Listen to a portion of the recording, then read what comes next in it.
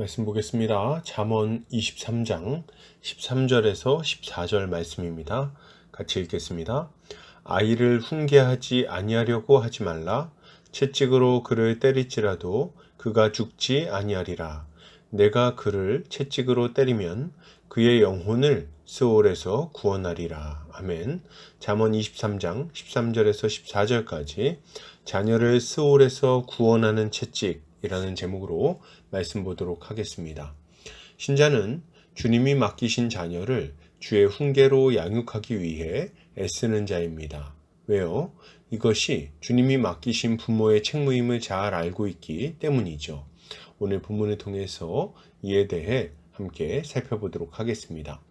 오늘 잠언 기자는 아이를 훈계하지 아니하려고 하지 말라고 말하면서 채찍으로 그를 때릴지라도 그가 죽지 않을 것이라고 말합니다.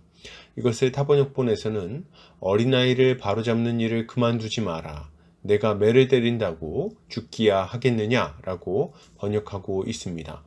여기서 훈계는 무사르라는 단어를 사용하고 있는데 이 단어는 훈련하다, 훈계하다, 가르치다, 징벌하다 등의 의미를 가지고 있습니다. 정리해보면 아이를 징계하는 것을 피하지 말고 적절하게 징계해야 한다는 말을 하고 있는 것입니다.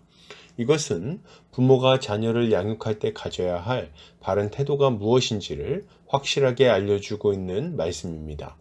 부모는 하나님의 대리자로서 자신의 자녀를 잘 양육할 책임과 의무가 있습니다. 그리고 이렇게 자녀를 잘 양육할 때 가져야 될 주요한 태도가 무엇인가 하면 자녀를 적절하게 징계하는 것이라고 하겠습니다. 왜냐하면 아직 어린 자녀들도 죄 가운데 태어나서 강력한 죄성을 가지고 있기 때문에 그렇습니다. 부모는 자녀를 양육할 때 인간의 죄성이 얼마나 뿌리 깊은지를 잘 이해하고 있어야 돼요. 자녀가 잘못했을 때 이번 한번 적당히 넘어가면 다음부터는 잘할 것이라고 생각하거나 나중에 처리되면 알아서 괜찮아질 거라고 생각하는 것은 어리석은 일입니다. 이것은 인간의 죄성을 간과하는 잘못된 기대라고 할 수 있는 거예요. 또한 어떤 부모는 자녀와의 관계가 안 좋아질 것을 염려하므로 적절한 징계를 하지 못하는 사람들도 있습니다. 많은 경우 자신이 자녀에게 해준 것이 없다고 생각해서 자녀의 잘못을 보고도 그냥 넘어갈 때가 있다는 거죠. 어떤 분들은 자신이 경제적으로 충분히 자녀를 뒷받침해 준 것이 없다고 생각하면서 죄책감을 갖습니다. 그리고 어떤 분들은 일하느라 너무 바빠서 자녀가 어렸을 때 충분히 사랑으로 돌보지 못했다고 죄책감을 가져요. 그래서 자녀가 뻔히 잘못된 행동을 하고 악한 길로 걸어가고 있는데도 불구하고 적절한 징계를 가하지 않고 그냥 받아주는 경우가 있다는 겁니다. 그러나 이것은 얼마나 어리석은 생각입니까? 이것은 자녀를 위한 행동이 아니라 도리어 자녀를 망하게 하는 악한 행동임을 알아야 되는 거예요. 그동안 자녀를 양육하는 책임을 다하지 못했다면 이제라도 책임을 잘 감당할 생각을 해야지. 어떻게 아예 포기할 생각을 할 수 있습니까? 우리는 우리 자신이 아니라 자녀를 위해서 적절한 징계를 가해야 하는 거예요. 물론 무조건적으로 때리거나 너무 과하게 때리는 것을 하나님의 뜻이라고 할 수는 없겠죠. 이렇게 징계하기 어려운 상황이 되지 않도록 먼저 자녀를 잘 보듬는 게 그래서 중요한 것입니다. 그러나 설령 우리의 부족함 때문에 혹은 환경적인 어려움 때문에 이렇게 잘 준비하지 못했다손 치더라도 자녀를 양육하고 지도하는 책무를 저버리지는 않아야 하는 거죠. 이때 우리가 주의해야 할 것이 있습니다. 자녀를 양육할 때 분명한 기준을 가지고 양육해야 된다는 거예요.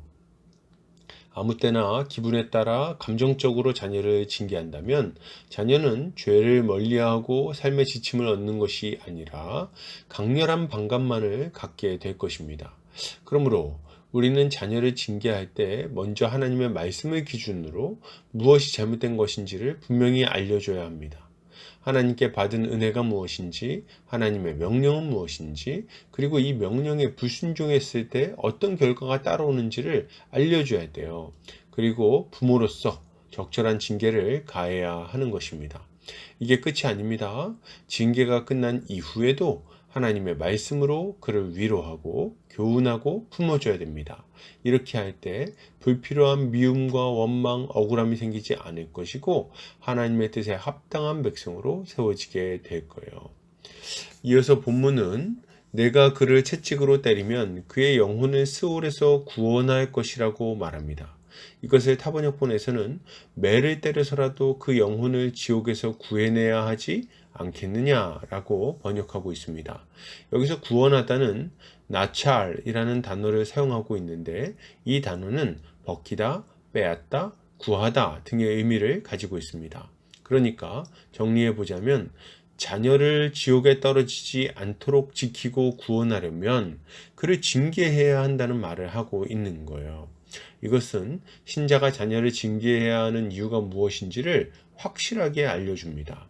만약 신자가 자녀를 징계하지 않는다면 그는 자신의 죄성에 이끌리는 대로 살다가 점점 더 큰 죄를 짓게 되고 하나님의 무서운 심판을 마주하게 될 것입니다. 이 땅에서도 죄로 인한 고통을 많이 겪게 될 것이고 이 땅에서도 많은 어려움을 겪게 될 것이고 그리고 돌이킬 수 없는 실수 때문에 후회하게 될 것입니다. 그러나 부모가 그를 적절한 시점에 주의 말씀에 따라 확실히 징계한다면 그는 죄의 길에서 돌이킬 수 있겠죠. 그리고 하지 않아도 될 어리석은 실수와 잘못된 삶을 피할 수 있을 것입니다. 그는 예수를 믿고 새 사람이 되기 전까지 말씀의 울타리 안에서 보호받다가 예수를 믿어 거듭난 이후에는 적극적이고도 기쁜 마음으로 의를 행하며 살아가게 될 거예요. 부모는 그날이 올 때까지 자녀에게 부지런히 복음을 전해야 할 뿐 아니라 그가 고통스러운 죄의 길로 기울어지지 않도록 적극적으로 막아서야 하는 것입니다. 어떤 부모들은 자녀가 하나님을 떠나 세상으로 나아가고 있는데도 불구하고 인생 경험 시켜준다는 명목으로 방치하는 경우가 있습니다. 이런 분들은 때가 되면 자연스레 돌아올 것이라고 생각하곤 합니다. 그러나 여러분 구약을 한번 펼쳐보십시오. 세상으로 나간 이스라엘 백성들이 자연스레 좋은 교훈을 얻고 아무 문제 없이 돌아오는 경우가 있었습니까? 단언컨대 단 하나의 예도 찾아볼 수가 없습니다. 세상으로 나아간 이스라엘 백성들은 다음 세대가 되지 못하고 다른 세대가 되었으며 많은 고통을 당하고 인생을 낭비한 이후에야 주님께 돌아왔어요. 여러분 정말 이런 걸 바라시는 겁니까? 자녀가 탕자처럼 살다가 만신창이 되어가지고 주님께 돌아오기를 바라십니까? 그게 아니라면 결코 자녀를 방치하지 않아야 하는 것입니다.